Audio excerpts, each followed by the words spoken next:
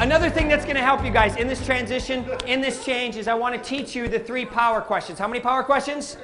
3 power questions. Number 1, what's working? What is it, please? What's working in your life?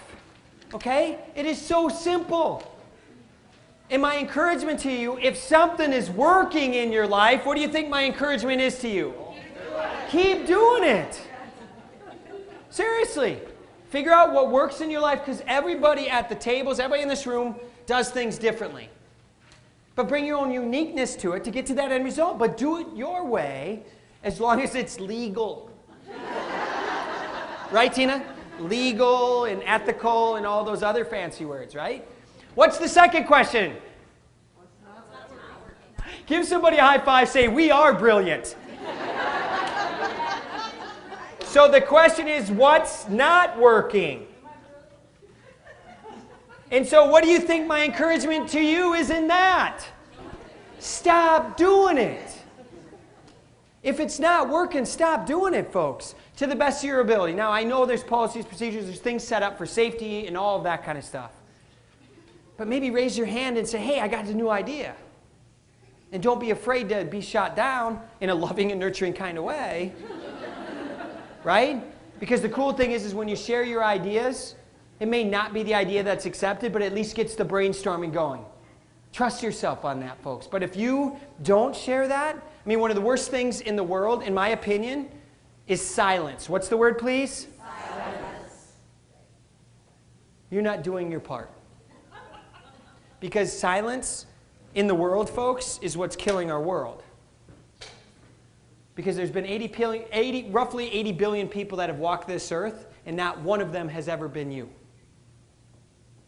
Isn't that crazy?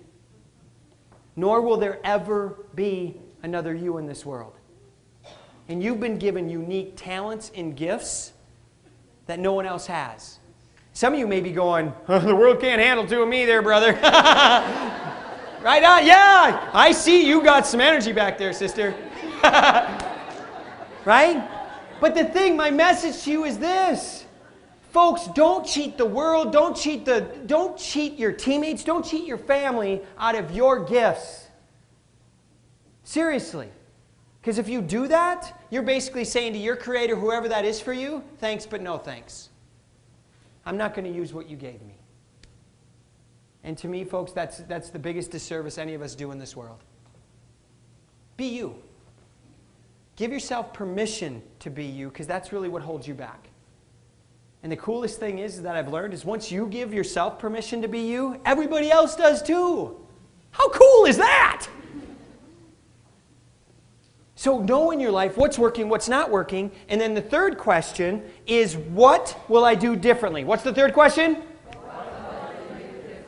What will I do differently moving forward? Because, folks, I always want you to move forward, because you're going to have tough days. You're going to have challenges in your life, but I want you to learn from them and move on. Let it go. Many times in life, we're holding on to grudges, frustrations, bad relationships, bad bosses, that you know what happened 10 years ago, 5 years ago, 20 years ago. Folks, I'm here to tell you, let go of that stuff. You're wasting time and energy, and it's not serving you anymore.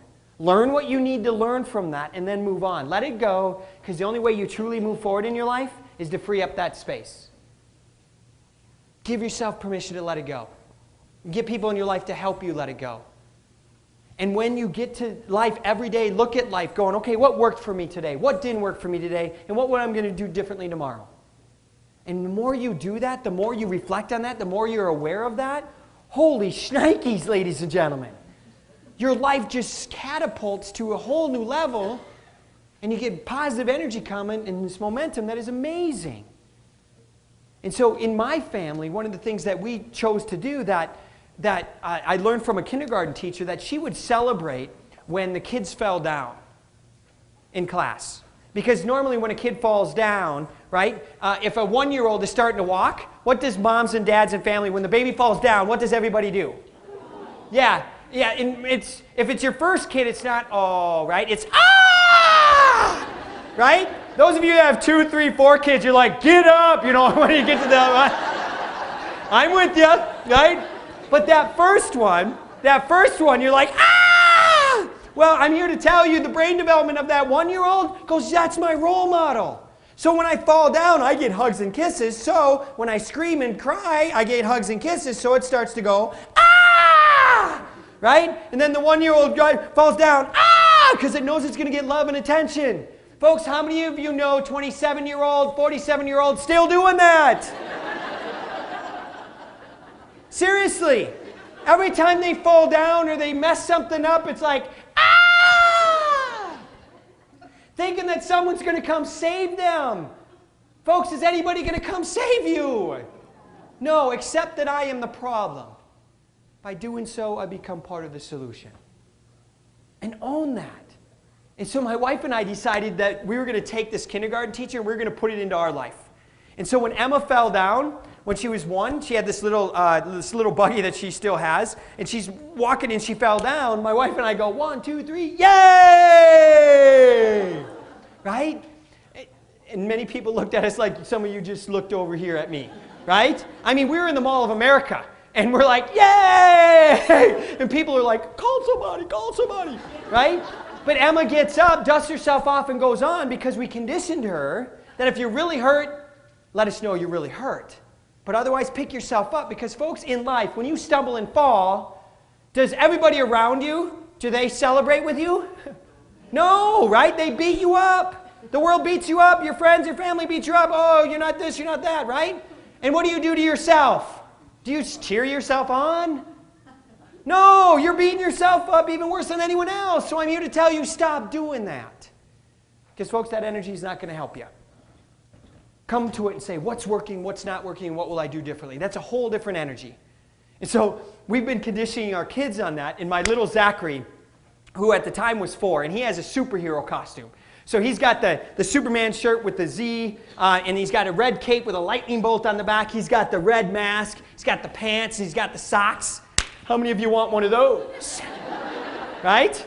I had a guy it was actually at a CPA conference, 1,500 of them, and I said that, and the guy about 30 rows back goes, I have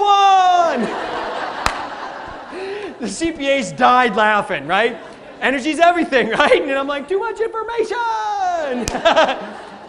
Speaking of love languages, right? All right, so anyway, Zach comes flying, right? Because he puts his superhero costume on, he comes flying out of the bedroom. And he's superhero save the day, superhero save the people, superhero! And he starts going around the couch. He's going at superhero speed. What speed, please?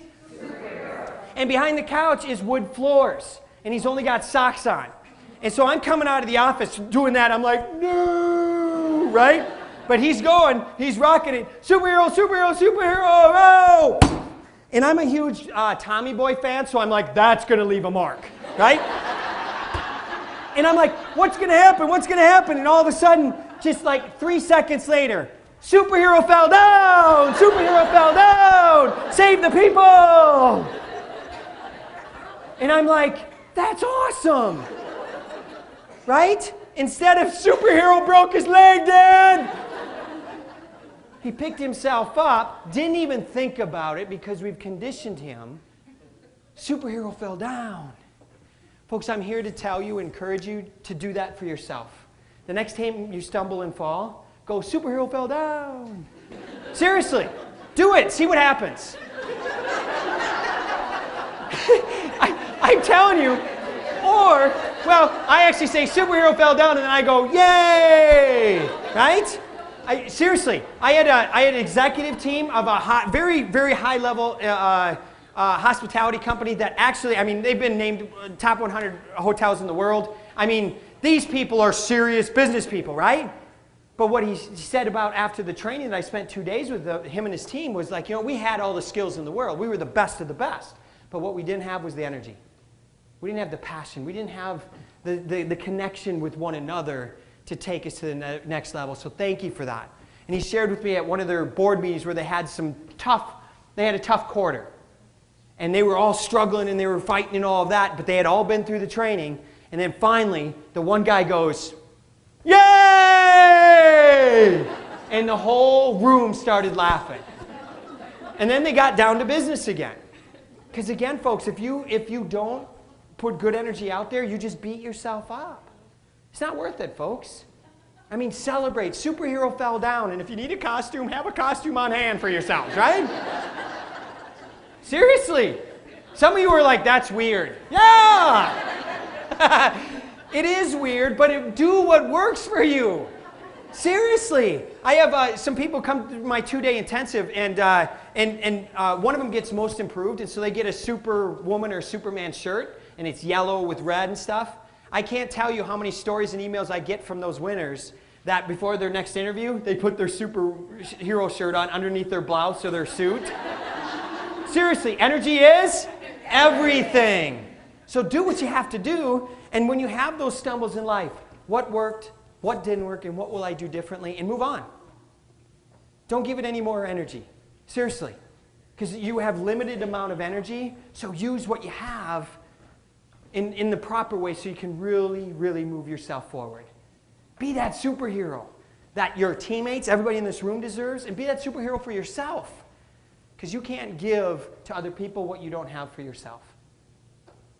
So feel that within yourself, and that only happens in my world from surrounding yourself with great people, from reading great books, and altering that perspective that will change once you start hanging out with different people, and you get the right people on your bus, and you get the other ones off. They're not wrong people. They're not bad people. It's just the people that are no longer serving you, of where you're going, personally and professionally. Does that make sense? Yeah.